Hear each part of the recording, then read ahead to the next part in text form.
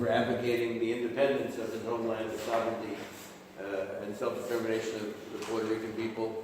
But with us today also we have someone representing Reverend Lawson. We have Matt Meyer. Matt was able to make that connection between Oscar and Reverend Lawson. Matt's with the, I guess, the national director now of the Fellowship of Reconciliation, longtime peace activist, longtime solidarity activist around Puerto Rican independence and supporter of freedom of political prisoners. So I'll introduce Matt to you, and Matt will take it from there. So, as the national co-chair of the Fellowship of Reconciliation and also representing the international FOR, it's a profound honor for me to be here with Brother Oscar, with Reverend Bowie, with all of you. And I just want to say a very few words to explain, to bring to the fore our understanding that there is no reconciliation without reparations. Amen. There is no reconciliation without resistance. And in fact, truth be told, there is no reconciliation without revolution. And for us this week, and honored to have some time and travel with Brother Oscar this week, we've been talking a lot about revolutionary love and about the force of love to make the kinds of profound revolutionary changes that we need to make in these coming days, weeks, months, and years. And we're not talking about some wishy-washy, touchy-feely, utopian love that's more lust than actual power changes. We're talking about the love that both Gandhi and Che talked about, the love that's at the center of all revolutionary work. Love of the people, love of one another, love of the planet enough that we can right the wrong path that we are on. And I'll just say as an organizer, and we didn't call out Brother Alejandro Molina either today, who was in many ways the key behind-the-scenes person for almost all of those, maybe all of those 36 years.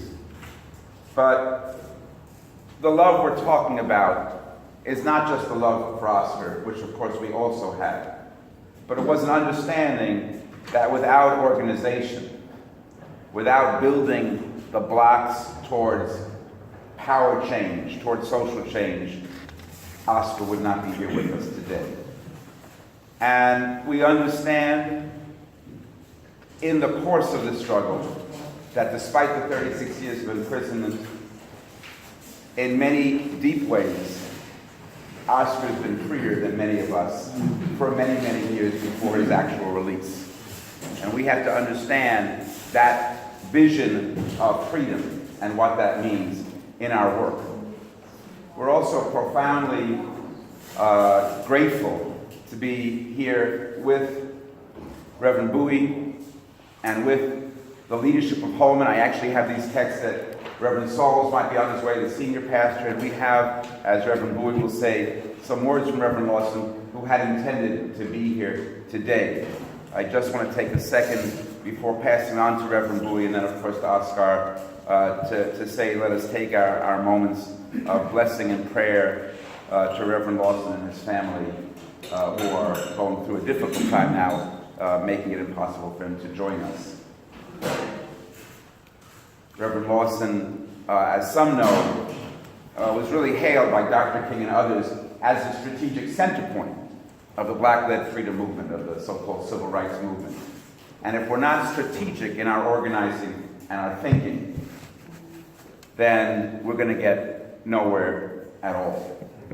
So the last thing I want to say is, and I've been trying to repeat this in telling people about the events around Oscar, is that we in FOR, in our work with Oscar 36 years ago, 36 months ago, 36 minutes ago, and in the coming days and decades, understand profoundly that the devastation that's taken place in Puerto Rico did not have the name of Maria. The devastation that took place had the name of colonialism. So the fight for freedom doesn't end on May 17th when Oscar got out, but continues today. And strategic organizing with Reverend Lawson, with the people of Holman Church, with ICUJP and, of course, with Oscar's leadership continues. Thank you. I'm Reverend Oliver E. Bowie, and I'm the Minister of Community Engagement at Holy United Methodist Church. I stand here greeting you on behalf of Reverend Lawson. At this time, he's experiencing a challenge with his wife, so we ask that you would pray for her, which has prevented him from being here, or he would be here if possible. And I'm not going to take up your time because, one, we need to honor this gentleman here. This is the one. Let's give him a hand, Mr. Lopez.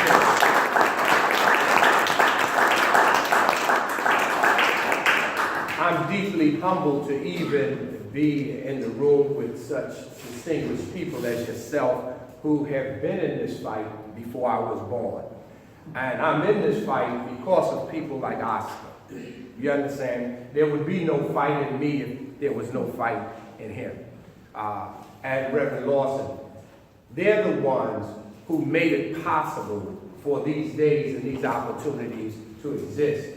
And I think that is very important that we make sure that the generation and generations coming behind place the proper value on men like Oscar, men like Reverend Lawson, because many of the, not even many of, so many of the benefits that I have been fortunate enough to partake of, and I'm partaking of right now to even be here, is because the work and most of all, what? The sacrifice that these men have made. And unfortunately, I've got to leave, but I'm not going to bore you because I don't want to disrespect any of you, and we need to give all the honor and respect to this gentleman here and give him his time. But I've got another duty at Holden, and I want Matt, I want Oscar, I want the ICUJP to know that whatever we can do at Holden to continue in the fight and support you in whatever way, just let us know. I think I left a card here. Here's a couple of cards for whoever needs those cards. But Oscar, I personally want to, let me have your hand, give me a hug. I want to personally thank you, amen, for the work that you have done and are doing. And many times we think that he was in prison and was being punished, but just like Nelson Mandela, he was in prison being prepared for the real work that God had ordained. God bless all of you. All right.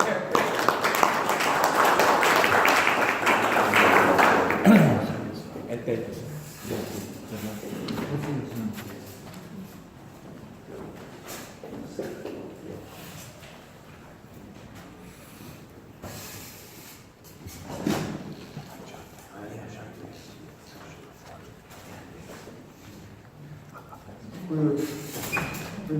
Good morning to all of you. I'm going to try to be as brief as possible. I'm going to start with where life changed for me.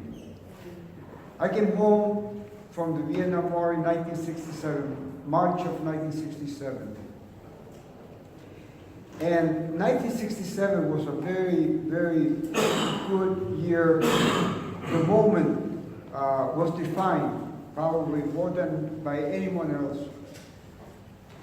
It was defined by Dr. Martin Luther King, who in 1967 declared the Vietnam War to be a criminal war, who claimed that such a war cannot be supported, that such a war needs not happen.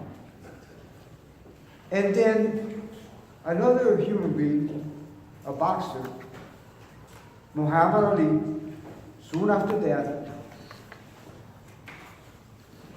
let the world know that he was not going to be drafted by the U.S. Armed Forces because the Vietnamese people had not done anything to him or to his people. And it is interesting too that in 1967, Dr. King was organizing a march in Chicago in an area called Marquette Park, the most segregated part of the city of Chicago. I was marching for the first time in something that had to do with the civil rights movement. And as Dr. King started marching in Marquette Park, I noticed that there were men on the sidewalk and on top of the roof with weapons. I had just come home from Vietnam. Mm-hmm. And I felt naked because I didn't have a weapon. Because I thought that if anyone was going to shoot, I also wanted to shoot at a person. But the way that Dr. King was walking with the serenity and that probably very, very selfless way of doing things, it was very, very impressive. And probably not understanding exactly what he was doing, I understood a little bit that I could walk and complete the march. I say this in order to contextualize what colonialism is. Colonialism has been defined as a crime against humanity. UN Resolution 1514 declares it as such. And it also states that every colonized country, every colonized person has the right to exercise his or her self-determination by any means necessary, including the use of force. In 1967, for the first time, I took interest in the struggle for Puerto Rico's independence, my home country. And we were young, and we would stand in the corners and we'd be talking among ourselves about what we were going to do for Puerto Rico's independence. And one day, a Puerto Rican nationalist, an elder, he came to us and asked us if we wanted to hear a recording of the nationalists. And we went to his house and we started listening to the tapes. And all of a sudden, there was the voice of a woman, her name Lolita Lebron. And she said the following. She said, I did not come to Washington to kill anyone. I came to Washington to give my life for Puerto Rico. And again, her voice to me had the rhythm of an automatic weapon, ta-ta-ta, ta-ta-ta, ta-ta-ta. And as she was speaking, I could hear that voice of her. And it was a haunting voice. It was a voice that forced me to question, what was I going to do? And we made the decision to start working on the campaign for her excarceration and the excarceration of 4 other Puerto Ricans who have been held in U.S. penitentiaries, one since 1950 and the other 4 as of the 1st of March 1954. So four of them have been in prison 13 years already, and one had been in prison 17 years. And we started working on the campaign, and finally, in 1979, the 10th of September 1979, 4 of them came home. One was already home because probably the good side of President Carter had seen that this man needed to be home. He had terminal cancer, and he had commuted his sentence, and he had been home a few months before the other 4 came home. So they came home, and little did I know that 21 months later, I will be walking into USP Leavenworth, where Oscar Collazo Lopez and Irving Flores Rodriguez have walked out 21 months prior to me. The continuity of Puerto Rican political prisoners in this country since 1898, from the moment the United States government decided to occupy and invade Puerto Rico militarily, there have been Puerto Rican political prisoners. Every decade, there have been political prisoners in U.S. prisons. So, I started my life in prison. I made myself two promises when I walked into the penitentiary. One, I will not give my time to the jailers or to the prison system.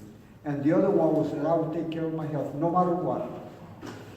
And on the 17th of May, 2017, I walked on the streets of Puerto Rico as a Puerto Rican, as a citizen of Puerto Rico, with my dignity, my honor, and my spiritual strength intact, probably stronger than the day that I walked into that penitentiary. I say this in order to probably let you know that no matter how difficult, how many challenges we face in life, we can overcome them. We can overcome the two pillars of this society. This society was founded, the United States was founded on two things, hatred and fear. Hatred for the Native Americans, hatred for the slaves, and fear. Fear because I don't think that those people who fought, who literally went from 13 colonies all the way across, from the Pacific all the way to the Atlantic, were people who were really, really democratic, thought of the other, loved the other. Because one of the first things that group of people who created the 13 colonies, one of the first things that they did, creating the United States, was to declare the land that they did not occupy, terra nula, nobody's land, no one's land. So they get a cross made out of wood, stick it on the ground and say, this is my land. But that land was Native American land. They lived there.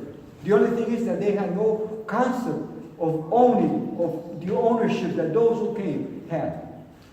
They wanted to possess. And it didn't matter whose land it was. It was a whole thing of possessing, not caring, not giving a damn about the other. So that's the history of this nation. And to this day, if we listen to the political discourse in this country, still a political discourse of hatred and fear. When I came home, the 17th of May, I made a couple of things clear. I came home to do two things that I know how to do, to work and to struggle. I asked every Puerto Rican to listen to my voice because it was a challenge to us. As Puerto Ricans, the overwhelming majority of Puerto Ricans, and I'm certain of this, and I don't feel comfortable saying this with that strength, but I am certain that most Puerto Ricans love Puerto Rico. I am certain that most Puerto Ricans love our culture, love our national identity, love our language, love our way of life. Most Puerto Ricans do that. We feel like that.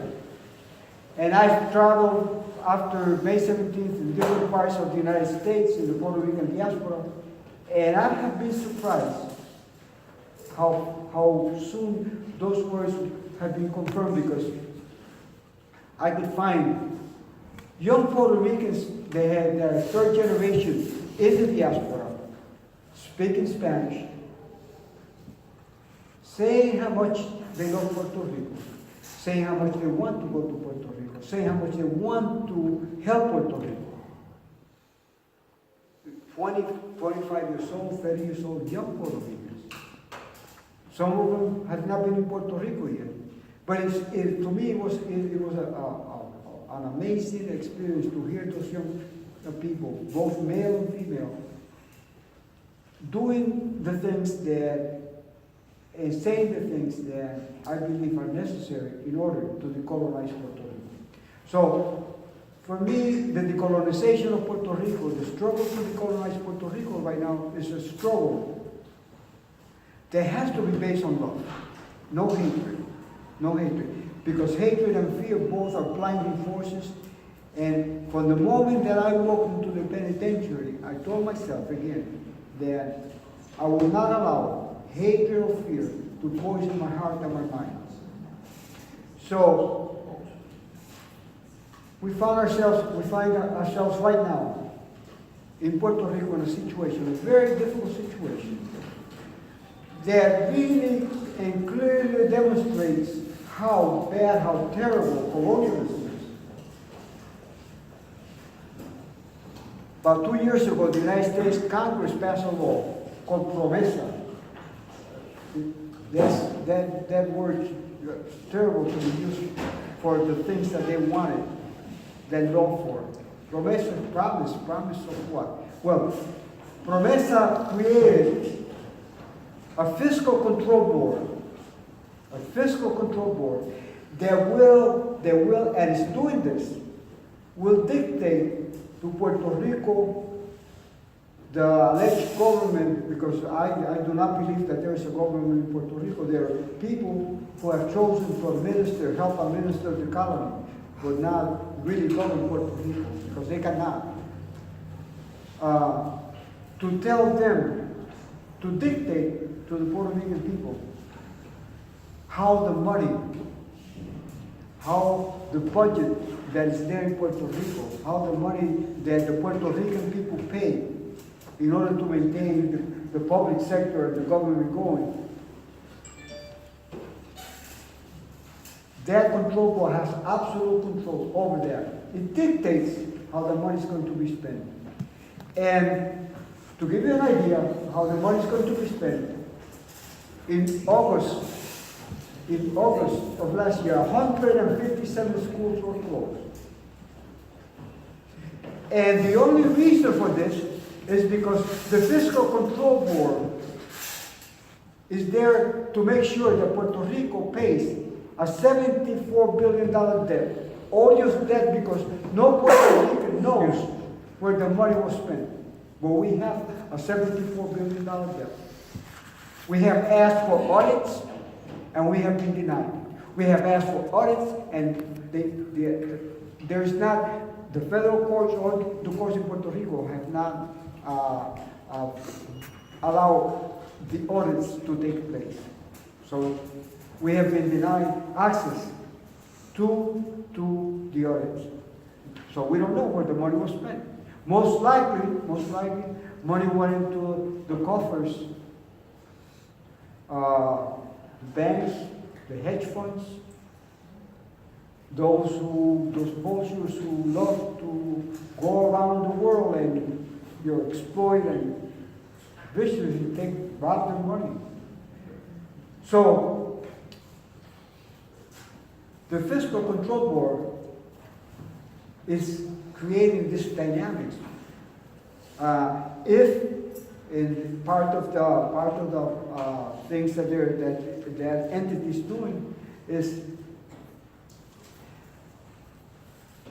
asking for the University of Puerto Rico for the budget to be cut by $500 million. So if that happens, the university system in Puerto Rico is about to collapse. And right now there is a proposal encouraged by the Fiscal Control Board to close 300 more schools. And there's a reason for this. Besides getting the money to pay the debt. And that is privatization. There is something about privatization that a lot of people didn't pay attention to. They didn't pay attention to globalization. They didn't pay attention to the mission that those who control capital in this country big capital, decided to starts in 1971. They got together and they said, we have to change conditions for ourselves. Because the decade of the 70s was a decade of a lot of struggles. I know how big the struggle was, because when we would go to Washington as an anti-war movement, those of us who went there, we know how many people were there. Mostly young people, mostly young white. And I don't want to use the word white, but just for convenience sake, because I don't. But the fact is that a lot of young people, and they represented a threat. A lot of young people. We were going to Washington. We were going all over, trying to stop the war in Vietnam. And they thought that had to come to an end. So they said that there was an excess in democracy in this country. That was the problem, the big problem. And that was David Rockefeller and his fellow travelers. And they said a few things. We need to globalize. We need to privatize. We need the banks to be deregulated. We need to change. And they did. And thanks to that particular group, everything has changed. Globalization took place. A Ford Motor Company in Michigan was paying the average worker about probably over $25 an hour, close to $30 an hour. And they realized, those who were planning this, they realized that if they went to Mexico, Ford can build a plant in Mexico, and for 3 hours of work, they can get a Mexican to do a week's job. So they built a big plant in Monterrey, changed a little bit the structure of Ford in Michigan. A lot of people probably lost jobs, and they were getting an extremely amount of profits because the lowering of the power of the worker has been taken away.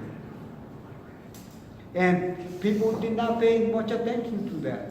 And so with privatization, they went into Puerto Rico, the hospitals were privatized, the telephone company, these were public companies. The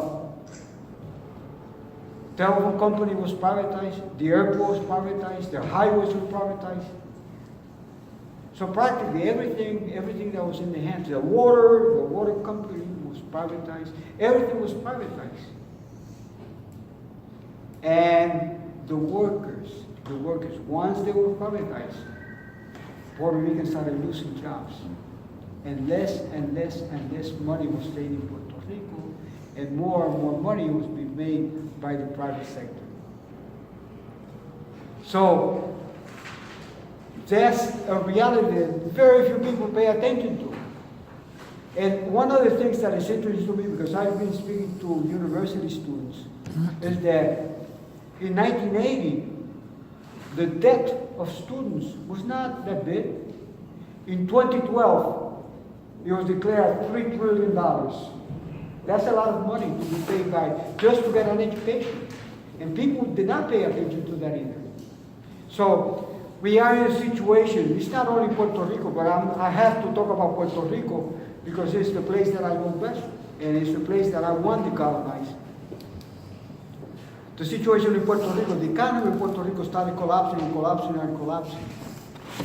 And more Puerto Ricans were being forced to migrate. A lot of doctors, a lot of engineers, a lot of teachers, a lot of nurses, a lot of professionals left Puerto Rico. And that's brain drain. We suffer brain drain. A lot of Puerto Ricans had to leave Puerto Rico. And today we find ourselves, there are over 5 million Puerto Ricans in the diaspora and probably around 3 million Puerto Ricans in Puerto Rico. And there's a very, very treacherous plan behind this. Because at the same time that Puerto Ricans are in Puerto Rico, gentrification is moving in, and we see all these condominiums, $1 million, $2 million, and those who administer the colony are saying, oh, we will welcome you. Well, you have incentives to buy. And the incentive is that for the next 25 years, they will not pay a penny in taxes. But if I were to buy a house tomorrow in Puerto Rico, I will start paying taxes tomorrow. So that's part of what we suffer as a colony, because we don't have the power. The power to govern Puerto Rico is in the hands of the legislative branch, the executive branch, and the judicial branch of the United States government. And they told us in 1917 that Puerto Ricans have become citizens and in possession because we did not ask for it. But we were not made citizens. It is a farce. Because since 1917 in Puerto Rico, we have never voted for the President of the United States. We have never voted for a senator or a congressman. Therefore, we've never had any representation in the executive branch of the government, in the legislative branch of the government, and therefore in the judicial branch of the government. We don't have any representation. A citizen of the United States at least have that kind of representation. If they voted for whoever, for Trump or whoever it is, for people voted. Now, we're not allowed to do that. But there was one reason, and one reason only, to make Puerto Rico alleged citizens of the United States, to make Puerto Ricans alleged citizens of the United States. And that was because the United States government was going to World War I. And since then, and we were forced, it was forced draft on Puerto Rico, imposed on Puerto Rico. So World War I, Puerto Ricans became cannon fodder. World War II, Puerto Ricans became cannon fodder. Korea, Puerto Ricans became cannon fodder. Vietnam, I'm a Vietnam veteran, so I know what cannon fodder is. So we became cannon fodder again. So that is the reality of a false citizenship. That is the reality of colonialism. And the thing that people seem not to understand is that colonialism is very destructive. I know what colonialism is because I am a colonized person. And if I was forced to be a soldier, and it's interesting too how easy. What is a soldier? I was drafted on the 15th of June, 1965. I was sent to Fort Knox, Kentucky.